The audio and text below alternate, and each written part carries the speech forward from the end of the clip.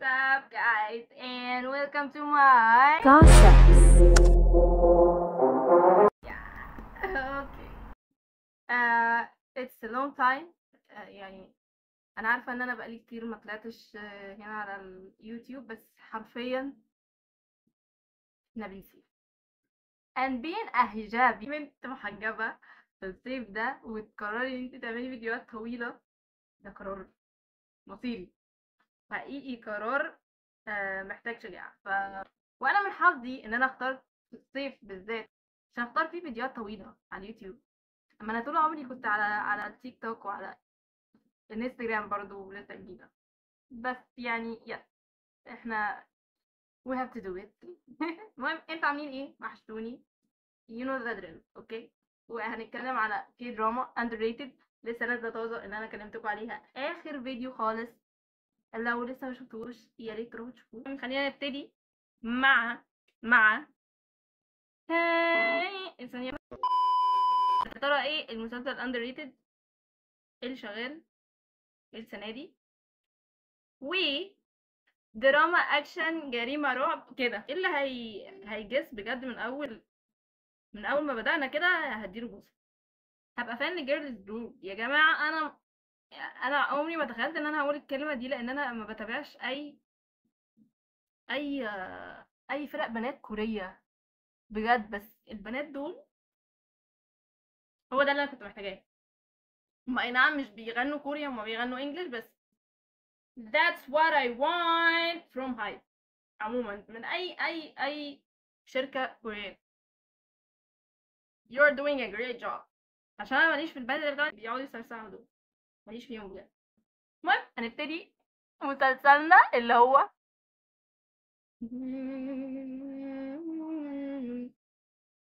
you're not ready.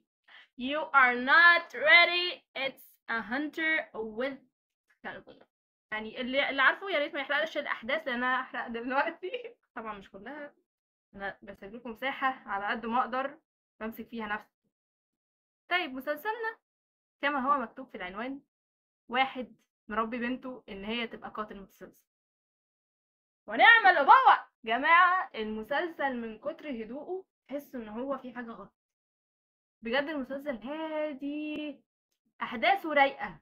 يعني هي احداثه مش ماشيه ببطء، بس رايقه. مش فكره بس ان هما في قاتل متسلسل بيتحرك وهم بيدوروا عليه، لا، الموضوع ده اعمق من كده. الفكره كلها ان في دكتوره تشريح، واحنا اول مره هنخش قوي كده. ده كانت دكتوره تشريح بتجيب يعني اللي ملوش في حاجات الدخول في الاعماق، يعني الحاجات اللي هي فيها دم وكده ما يتفرجش، لان هو مش هيجيب لك ال ال ال ال الضحيه والقاتل المتسلسل بيعملها. هو هيجيب لك دكتور التشريح بيعمل ايه عشان يتوصل لل للادله. ما بالك بقى، يعني انتوا تخيلوا بقى معايا مستشفى، اوضه تشريح، مشرحه، جثث، دكتور التشريح بيجرب. ودكتور التشريح مش اي حد، دي بنت.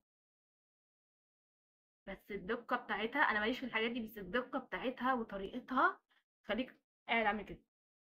شويه وهتضرب كلام. بجد من كتر ما هي متقنه الدور بطريقه. عندها حركه ان هي لما بتخيط الخياطه بتاعه جرح المريض، هي حرفيا بتعمله في يومك. I'm just a girl. انا ما شفتها، هي حرفيا الساوند ضرب في دماغي. ما علينا. الفكره ان هي هيجيب لك الدكتوره دي كل شويه بتتوتر كل ما تلاقي حاجه في الجثه، يعني ما بتخبي حاجه مش عارف ايه، فانت هتحس ان هي متورطه نوعا ما. بعدين هيظهر بقى واحد بوليس بيتابع معاها الأدلة وإيه اللي بيحصل وكده. بتحل القواضي بطريقة بيرفكت بيرفكت بجد. ليه بقى؟ ايه اللي وصلها لهذه المرحلة؟ ان باباها زي ما قلت لكم هو القاتل المتسلسل. هتقولي طب هي ساكتة ليه عن الموضوع ولو هي عارفة؟ لان هي شافت طريقة باباها في الجثث اللي بتجيلها، كانت ساكتة ما بتقولش حاجة. طب ليه لو هي مش متورطة ليه هتسكت؟ هقول لكم. هي وهي صغيرة كانت مع الراجل ده، وكان بيخليها هي اللي تفنش كل حاجه بعد ما هو بيخلص العمليه بتاعته. بس هي ما كانتش بتشوف حاجه، هو كان بيسيبها بره وبعد كده تخش تمسح بقى وما يبقاش فيه اثار دم ومش عارف ايه وكده. فتخيلوا طفل عنده 10 سنين متربي في هذا الجو، هتطلع عامله ازاي؟ فهي كانت متربيه برضو مع اختها وكده، بس اختها ما كانتش تعرف حاجه، ما كانتش تعرف ابوها بيعمل ايه. معرفش هو ليه كان مركز مع البنت دي قوي، ممكن عشان هي بنته والتانية مش بنته، بنت مراته بس. زي ما قلت لكم هي شافت بقى طرق باباها بيعمل ايه وكده وهي صغيره. هي دلوقتي بقت دكتوره، فانا اللي هو ازاي ازاي عاشت معاه كل ده وبقت دكتوره يعني؟ ايه اللي حصل غير الموازين؟ فاهمين؟ لان هي كانت هي واختها الكبيره وال... والراجل ده، وهم كانوا ما كانوش بيبينوا اختها الكبيره دي غير كام ثانيه كده، وانا مش فاهمه دي مين، انت مين حضرتك؟ طلعت اختها عادي. طب اختها دي راحت فين برضو لما هي كبرت كده؟ ما كانتش باينه، بس كانوا مبينين بقى ان هي عندها ام. فاللي هو ايه الميكس ده؟ ايه يا جدعان ده؟ انتوا مدخلين عندها اخت زمان ودلوقتي عندها واحده بتيجي تزورها. طب هي الواحده اللي هي بتيجي بتزورها دي هي اختها؟ لا، طلعت مامتها ازاي؟ ومفيش ام في ام العربيه اللي هم كانوا بيعملوا فيها الجرايم. بجد يعني هو ده الكومبينيشن اللي ممكن يخليكم تعصبوا في النص، اللي هو مين مع مين، فين راح فين، ايه اللي بيحصل. فاختها دي هي اللي كانت بتهون عليها، بتعيشها طفولتها، بتقول لها انت المفروض اللي في سنك بيعمل كذا، بص طب تيجي نرسم، طب تيجي مش عارف ايه. فكان فيها جزء حلو بسبب اختها. يعني هي لو كانت فضلت مع القاتل المتسلسل ده كانت البنت هتطلع 100% قاتل متسلسل. كان في حاجة مات منهم تقريبا، عصفورة او حاجة، وهي قالت لها بصي احنا الحاجة دي ما بنخليهاش كده، احنا بناخدها ندفنها ونحط عليها تراب. المسألة دي رهيبة لأن هي هتضطر إن هي تدفن أختها. انتوا متخيلين طفل عندها 10 سنين هتدفن أختها؟ جماعة، جماعة بجد المسلسل فيه حاجات اللي هو ايه، هي كان في ايديها ان هي تنقذ اختها، بس هي ما قدرتش تعمل كده عشان باباها مسيطر على دماغها ان هي ما ينفعش تروح في حتة وما ينفعش تعرف حد حاجة. كان في عربية معدية والمفروض اختها بتنزف وكده، فاختها قالت لها في ناس هناك هي هتقدر تساعدنا. قالت لها لا، بابا قال ان ما نندهش حد وما نسيبش في حد غريب. يا غبية، يا غبية، طب ما انتوا خلاص رميتوه وراح في داهية، امشوا بقى.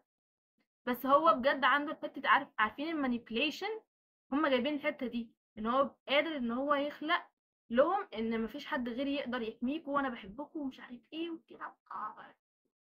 وهو اصلا زبالة، حيوان بيعملهم بطريقة قذرة، بس هما طلعوا ما لقوش غيره، هيعملوا ايه؟ اكيد هيسمعوا الكلام.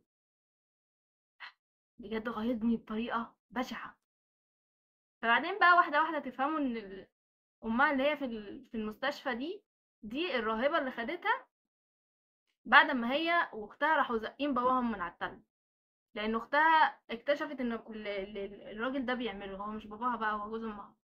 اللي جوز امها ده بيعمله لان هو كان بيعمل الموضوع ده كله في شاحنه كده وياخدها بعيد ومش عارف ايه. هي بقى البنت في مره كانت بتمسح العربيه دي وسابت الباب مفتوح، فالاختها بقى راحت فاتحه الباب كده عشان تعرف ايه اللي بيحصل. فشافت بقى الدنيا فقالت لها احنا لازم نهرب. وراحت جريت من الراجل ده، وهو قعد يقول لها انت رايحه فين، اللي هي البنت الصغيره، كان بيكلم البنت الصغيره مش الكبيره عشان عارف ان دي عليه سيطره على البنت الصغيره. ويقول لها انت المفروض ترجعي لي، انت عارفه ان انت لو روحتي مش هتعرفي تعملي حاجه من غيري، فاهمين؟ وراح ان هو المفروض هياخدهم. راحت البنت الكبيره دي راحت زقاه، فاهمين؟ والبنت الكبيره دي يعني كانت مخبوطه في راسها، كانت بتنزف بسبب ان هي اتخانقت مع الراجل. فالمهم الست بقى اللي هي المفروض مامتها اللي في المستشفى دي، هي خدتها وودوها دار ايتام. فالراهب قال لها هي بتعمل حاجات غريبه جدا، ازاي بنت في سنها المفروض تلعب مع العيال تقوم عامله كده في حيوان وبتاع. فقالت له، انا لما سالتها قالت لي بتستكشف وما كانش عندها ذره شفقه وكده، هو ده طبيعي؟ قال لها يا بصي ممكن تكون موجوده في بيئه غريبه بس هي جواها حاجه كويسه. فهي راحت متخليه عن الرهبنه وخدت البنت دي اتبنتها، فبقت مامتها، فاهمين؟ واختها ماتت بقى زي ما انا قلت لكم كده، اختها ماتت للاسف. زي ما قلت لكم هي هتبتدي تشك فيه وهتبتدي تتحرك من نفسها ان هي تدور عليه بقى. يعني احنا شفنا الجزء اللي هي كانت بتخبي. الحلقات اللي بعديها يعني من اول الحلقة السادسة تقريبا هي هتبتدي تتحرك تتحرك وتدور على باباها. طب هي ليه كانت متوتره؟ لان هي زمان هي موتته. يعني هي لما هتقابله تاني هتقول له انا موتك، انت ازاي رجعت تاني؟ هو ده اللي شككها، ازاي نفس حركاته، وازاي هو ميت اصلا. فبعدين بقى قالت انا هروح ادور عليه عشان اتاكد ان هو فعلا ميت. طلع مش ميت، تعالى عامل زي القطط بتبعت ارواح راجل معفن. والله انا الموضوع بقى بيرسونال بجد، الموضوع بقى بيرسونال قوي معاه. توامها بقى وبيتلاعب بيها نفسيا، وهي كانت تعبت، وان هي يعني كانت خايفه ان هي ترجع للصفر تاني. والظابط ده كان قرب يشك فيها، بس هي فضلت تقول له انت بتعمل حاجه صح وبتعمل حاجه كويسه، كمل في اللي انت بتعمله. وهو كان بيحبها، يعني كان باين ان هو بيحبها، بس هي ايه، هي ما بتعرفش تبين مشاعرها. ولما هي هتروح تفتش عن باباها هيبتدي بقى يساومها. هيقعد يفكرها بالجرائم اللي هو عملها، بالجردل الازرق اللي هي كانت بتنظف بيه وبتاع. مانيبيليشن يعني، مش هزار. وهيخطفها، خطف الشاحنه دي. فهي بتفتكر ان هو هيعمل فيها زي الجرايم اللي قبل كده، فقال لها خليكي معايا انا بتاع. وهو راح مجند بقى بنوته تانية صغيره كده 10 سنين برضو، بس قال لها انا مش عايزها معايا، انا عايزك انت اللي معايا، عشان هي غبيه واحنا هنتخلص منها. وهي يا عيني كانت شايفة نفسها في البنت الصغننة دي، فكانت عايزة تنقذها بأي طريقة. فهو حتى لما هي كانت موجودة معاه في الشاحنة هي عارفة ان البنت دي بتمر بإيه، وفضلت تقول لها ان انت ايه، المفروض تمشي من هنا، اللي انت بتعمليه ده مش صح. بس هو طبعا زي ما انا قلت لكم مسيطر على البنات. حتى هي لما هتيجي في الوقت اللي هي بتحاول ان هي تموته، البنت الصغيرة دي هتيجي تضربها، اللي هو انت بتعملي ايه ده بابايا، تروح مساعداه. فاهمين؟ هي متعرفش ان هي موجودة. فكانت كل ما تحاول ان هي تتخلص منه، البنت دي تبوظ لها تخيلوا طفل صغير قد كده تبوظ لها المخطط خالص. اللي هو انت بتعملي ايه؟ اصبري، هي عايزه تنقذك يا جماعه. بس بعدين بقى هيتجمعوا كده ساعه لما قلت لكم في العربيه دي، والظابط ده هيكون مديلها ساعه كده عشان تساعدها لو هي في خطر او كده، بس هي مش هتستعملها وهتسيبها للبنت وتعرفها هي بتشتغل ازاي. ففي وقت فعلا البنت دي هتستخدمه فيها. والله ما هقول لكم هو ايه زي ما قلت لكم، يعني مش بلخص قوي على قد ما بديكم فكره عن الكي دراما نفسها. اللي هي الدكتوره دي هتفضل مكمله في البحث عن باباها لوحدها. هل هي اللي هتقبض عليه، ولا الشرطه اللي هتقبض عليه؟ وهل هي هتموته ولا الشرطه هتموته؟ ولا هو مش هيموت وهيروح السجن؟ اللي هيتفرج عليه يكتب لي اجابات في الكومنتس ويقول لي رايه، عشان انا تقييمي لهذه التحفه الفنيه 9 من 10، ان ما كانش اكتر. بس خلينا حياديين، معرفش ليه 9 من 10، بس هو ياخد 10 من 10 ونجمة وبوسة وكل حاجة، بس 9 من 10 عشان ما بحبش الحاجات اللي فيها دم. بس بس هو كان ليه. يا جماعة بجد بقوا اتفرجوا عليه and tell me what your opinion and yes. انا حاليا ما بتفرجش على حاجة بصراحة، لان انا يا اخواني مركزة في الكارير بتاعي شوية، فانا مشغول اكتر من اي حاجة. بس انا يعني بحاول كل فترة كده اشوف حاجة جديدة وانزل لكم something new.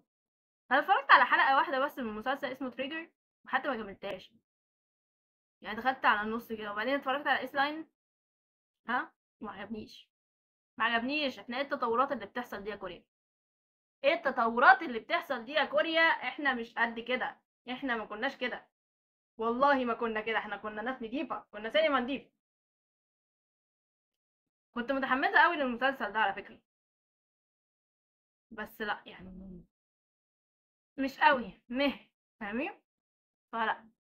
فالمهم انا كنت بتفرج على تريجر ده، ولو كملته trust me I will gonna tell you everything بجد. هقول لكم كل حاجه. and yes، لو عندكم برضو اي كي دراما عايزين نتكلم فيها، حاسين ان محدش بيتكلم عليها، مش هوصيكوا بقى في الكومنت. لايك وشير سبسكرايب and فعلوا الجرس. ها، فعلوا الجرس ثانك يو صح على كل الرسائل اللي بتجيلي على الانستا. بجد I love you guys. حد بيجي يقول لي يارا انا جاي من يوتيوب، اللي هو جماعه جماعه we are being a family يعني we are being a family كده. جماعه I love you بجد. and thank you for all of you بجد. love you so much. باي.